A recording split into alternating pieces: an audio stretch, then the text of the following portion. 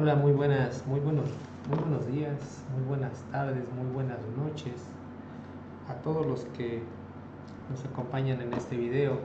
Vamos a hablar un poquito acerca de la prueba exacta de Fisher. Para esto, la prueba exacta de Fisher se aplica para tablas de contingencia de 2x2 únicamente, ¿sí? Y cuando se violan, ¿sí? Los supuestos para que puedas aplicar una prueba de chi cuadrada, es decir, que los datos provienen de muestras muy pequeñas, donde la prueba de chi cuadrada pues no cumple, ¿no? Sobre todo por los requerimientos mínimos de frecuencia esperada. Recordemos que el requerimiento o uno de los supuestos para chi cuadrada o de los requisitos es que las frecuencias observadas de cada celda sean mayores o iguales a 5, ¿no? Todas, ¿no? Pero ¿qué pasa cuando esto no se cumple? Bueno, cuando esto no se cumple, entonces Fisher propone una prueba para sustituir a chi cuadrada, ¿no? ¿Cómo es que funciona esta prueba exacta de Fisher?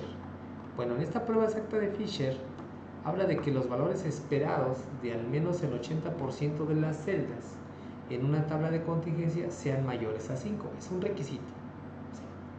¿Sí? O sea, no es que todas las celdas puedan ser menores a 5. Dice que al menos el 80% sean, en este caso, mayores a 5, ¿no? Y el otro 20%, bueno, podría no serlo, ¿no? Ahora, este test exacto de Fisher evalúa la probabilidad asociada en cada una de las tablas de 2x2 que se puedan formar, manteniendo los mismos totales de filas y columnas que los de la tabla observada. Entonces, veamos, por ejemplo, este es un caso, bueno, y no es un caso, más bien esta es una tabla general, una tabla de contingencia general de 2x2. Podemos ver que aquí está la característica B o la variable B, aquí está la característica A o variable A, está presente o ausente. Aquí tenemos A, B, C y D, por lo tanto el total es A más C, el total es B más D, el total es A más B, el total es C más D. Y tenemos a N, que es el gran total, ¿no? Entonces, para esta tabla en específico yo voy a calcular una probabilidad. Esta probabilidad es igual a, voy a sumar A más B factorial por C más D factorial por A más C factorial por B más D factorial entre A factorial, B factorial, C factorial, D factorial y N factorial. Aquí me va a arrojar una probabilidad, ¿sí? Ahora, la probabilidad deberá calcularse para todas las tablas de contingencia que se puedan formar con los mismos totales marginales que la tabla observada, ¿sí? Después estas probabilidades se usan para calcular el valor de P asociado al test exacto de Fisher, ¿sí? Este valor de P va a indicar la probabilidad de obtener una diferencia entre los grupos mayor o igual a la observada, bajo la hipótesis nula de independencia. Es decir, si la probabilidad es pequeña, menor a 0.05, se deberá rechazar la hipótesis de partida y deberíamos de asumir que las dos variables no son independientes, sino que están asociadas. En caso contrario, se diría que no existe evidencia estadística de asociación entre ambas variables. Entonces, veamos este ejemplo. Esta es una tabla de contingencia para estudiar las diferencias en la prevalencia de obesidad entre sexos. Es decir, queremos saber si hay una asociación o no entre el sexo y la variable obesidad. Bueno, entonces nosotros tenemos en los valores observados, tenemos 1, 4, 7 y 2. ¿Sí? Estos son los valores observados. Si nosotros calculamos los valores esperados, pues vamos a dar cuenta que en 1 y en 2, aquí va a haber dos valores, ¿sí? Que los valores esperados van a ser menores a 5. Entonces, como van a ser menores a 5, ¿sí? Entonces no podemos utilizar chi cuadrado. ¿Cómo sabemos qué valor iría acá? Bueno, sabemos que nosotros multiplicamos, que sería 5 por 8, que en este caso vienen siendo 40, entre el gran total, como lo hacemos con Fisher, ¿sí? Que son 14, nos da 2.85. Aquí el valor esperado es 2.85. En el de 2 sería 6 por 9, son 54, Y igual, lo mismo que como en la prueba de chi cuadrada, 54 entre 14 nos da de 3.85. Entonces, estos valores, el de 4, ahí sí tenemos, tenemos un valor de un total de 30, ¿sí? Que sería el total, ¿no? 30 entre 14 y también tendríamos un valor esperado pequeño. Y en 7, ahí sí, en 7 tendríamos 9 por 8, serían 72 entre 14, el valor esperado es de 5.14. Entonces, tendríamos que el 75% de los valores esperados, en este caso, son menores a 5. Ahora bien, ¿qué es lo que hacemos? Hacemos todas las combinaciones posibles, ¿sí?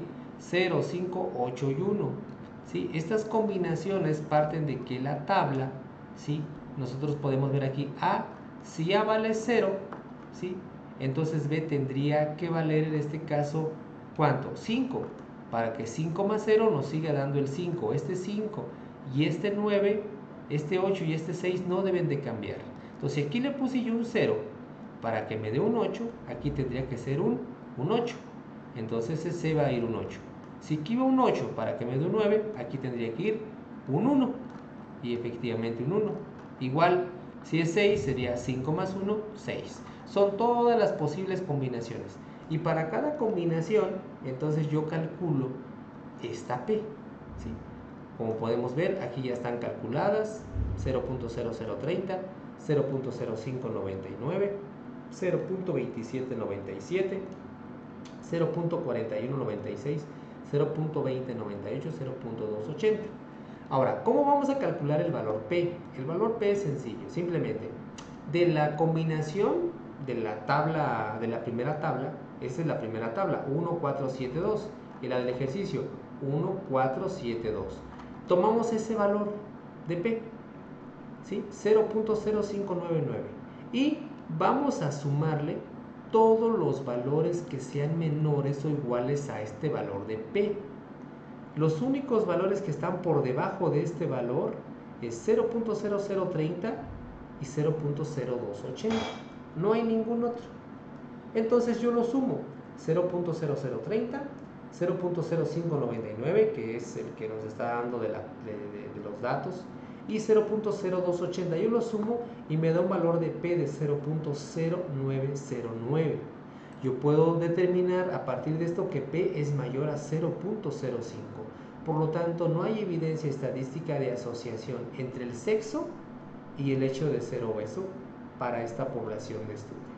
Como ven, no es difícil, no es complicado hacer este procedimiento de la prueba exacta de Fisher. Por lo tanto, yo les pido de favor que me hagan este ejercicio. Dice, en un ejemplo ficticio se realiza un estudio para prevenir las caídas en ancianos. Un grupo de 19 ancianos se asigna a una determinada intervención que trata de evitar las caídas y el otro grupo de 11 sirve como control. Se obtienen los datos que se muestran en la tabla. Entonces tenemos los de intervención, los de control. Son dos grupos diferentes, ¿sí? Que es la categoría a qué grupo pertenezco. Y acá es no se caen y los que se caen. Entonces necesitamos aplicar una prueba exacta de Fisher para poder determinar si es que existe una asociación o no. Entonces les pido de favor que me hagan esta tablita. Adelante, chicos.